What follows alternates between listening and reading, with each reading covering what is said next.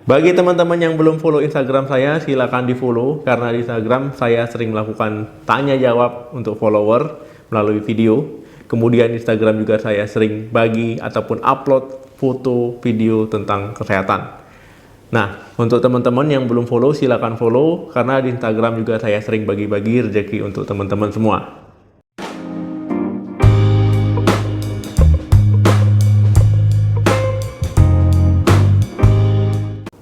Halo, assalamualaikum warahmatullahi wabarakatuh. Balik lagi di channel saya. Semoga teman-teman semua, kita semua selalu dalam keadaan sehat. Amin.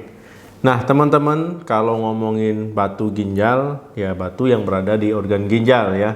Jadi batu yang bisa menyebabkan gangguan di ginjal kita.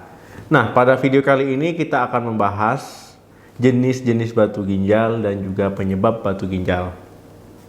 Nah, teman-teman, ya batu ginjal ini terbentuk karena endapan pembentuk kristal di urin itu lebih banyak kadarnya dibandingkan dengan pengencer ataupun cairan ya.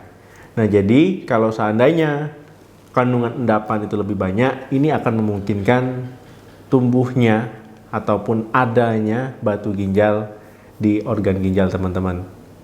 Teman-teman, batu ginjal itu bisa tidak menimbulkan keluhan. Jadi ada orang yang terkena batu ginjal itu dia merasa sehat-sehat saja, nggak ada masalah ya.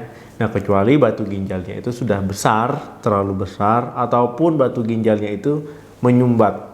Nah, ketika menyumbat pasti akan menimbulkan nyeri. Nah, baru mereka datang berobat setelah didiagnosa ya, setelah diperiksa.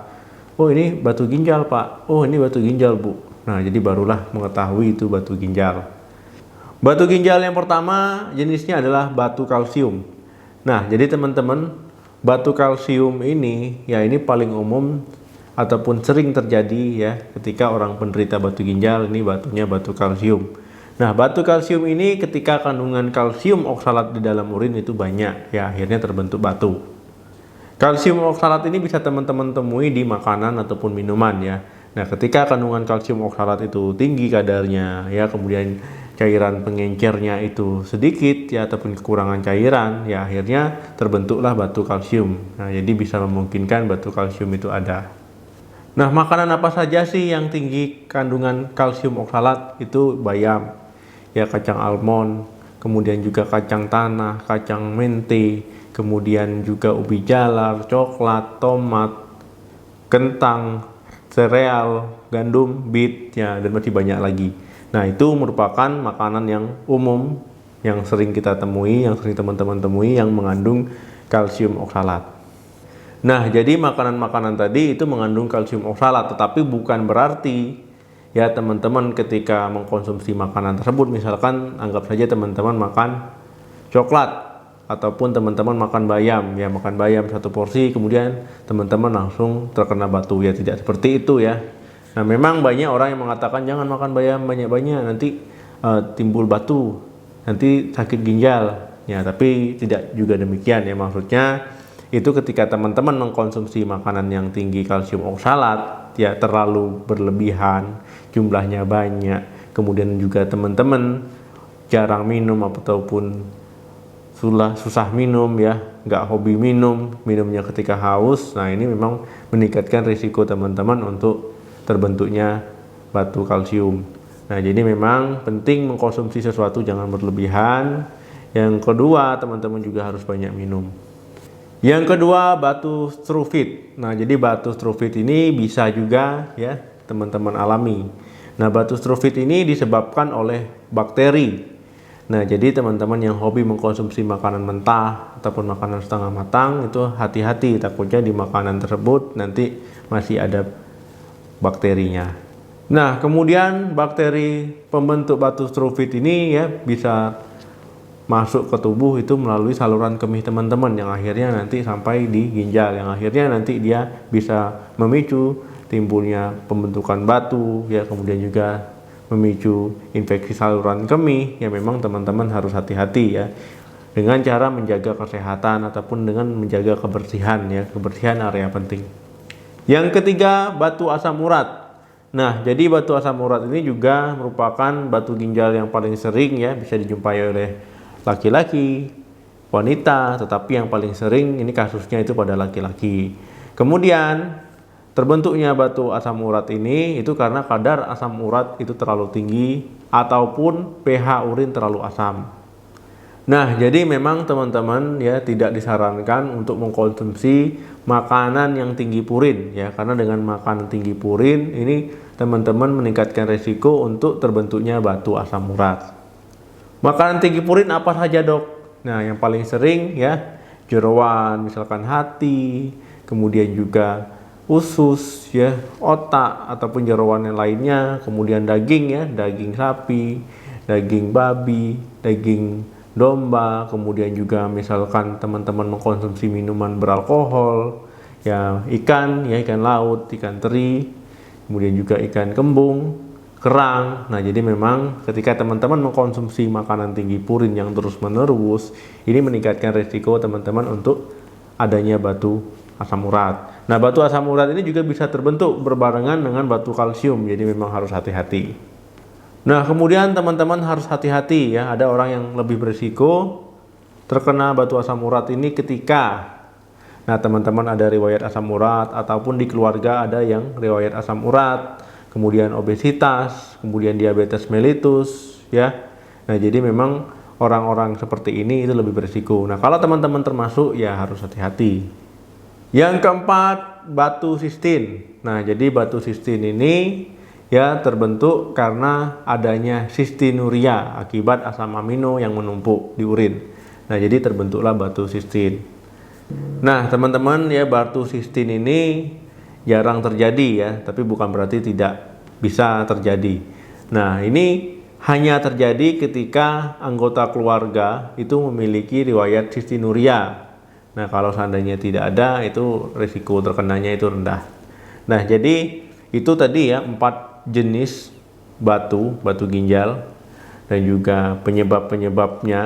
Nah, tetapi di sini ada faktor risiko yang lebih meningkatkan teman-teman untuk terkena penyakit batu ginjal. Nah, yang pertama adalah riwayat keluarga. Nah, penyakit batu ginjal ini bisa teman-teman alami ya kalau seandainya ada keluarga yang terkena batu ginjal juga, misalkan orang tua ataupun saudara kandung, ya ini bisa meningkatkan risiko teman-teman terkena batu ginjal. Ataupun sebelumnya teman-teman sudah terkena batu ginjal 1 kali, ya untuk terkena kedua ataupun ketiga itu juga lebih meningkat risikonya. Yang kedua, teman-teman jarang minum ataupun kekurangan cairan. Nah, ketika teman-teman kekurangan cairan ataupun teman-teman malas minum ya, tidak memenuhi kebutuhan cairan, ya ini akan meningkatkan risiko untuk terbentuknya batu ginjal. Kenapa seperti itu, Dok?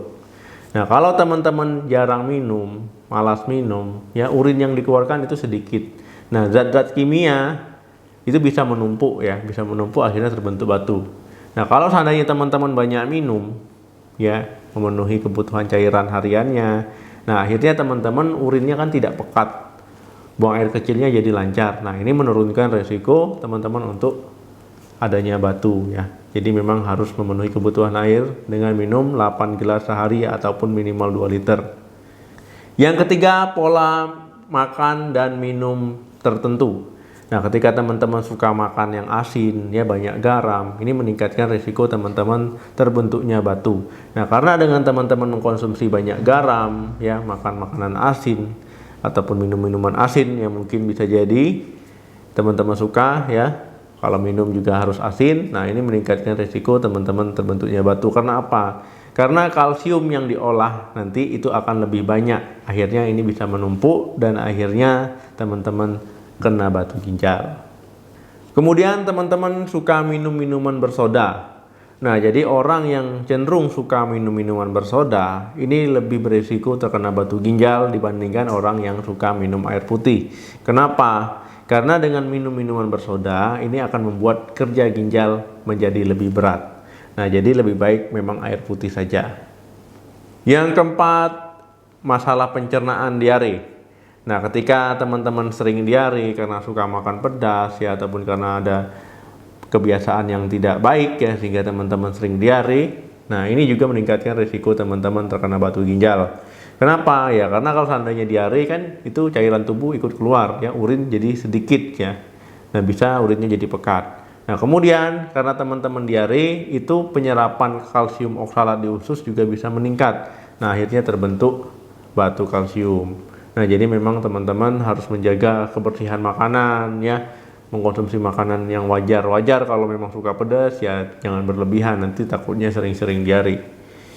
Yang kelima, minum suplemen. Nah, memang minum suplemen kan tujuannya biar kita sehat, biar imun kita bagus ya. Tetapi kalau seandainya teman-teman minumnya berlebihan, tidak sesuai aturan, tidak sesuai dosis, ya minum tanpa tujuan, misalkan suplemen kalsium dan vitamin C. Nah, jadi ini meningkatkan risiko teman-teman terkena batu ginjal. Nah, jadi baiknya kalau seandainya teman-teman minum suplemen, itu bisa baca di aturan pakai atau lebih baik berkonsultasi dulu ke dokter ya, tujuan minum suplemennya untuk apa ya, jadi bisa diarahkan. Nah, itu tadi teman-teman ya, jenis-jenis batu ginjal, penyebabnya juga, dan juga faktor risiko yang meningkatkan orang terkena batu ginjal. Nah, semoga teman-teman tidak ada di salah satunya ya. Nah, amin. Nah, teman-teman kalau seandainya belum paham silahkan diulangi lagi, atau bisa tonton video saya tentang batu ginjal ataupun tentang infeksi saluran kemih, itu bisa dilihat ya, karena lumayan banyak saya buat video tentang sistem perkemihan. Semoga bermanfaat. Jangan lupa like, share, dan komen di video ini. Sampai ketemu lagi di video saya selanjutnya. Salam sehat, sampai jumpa.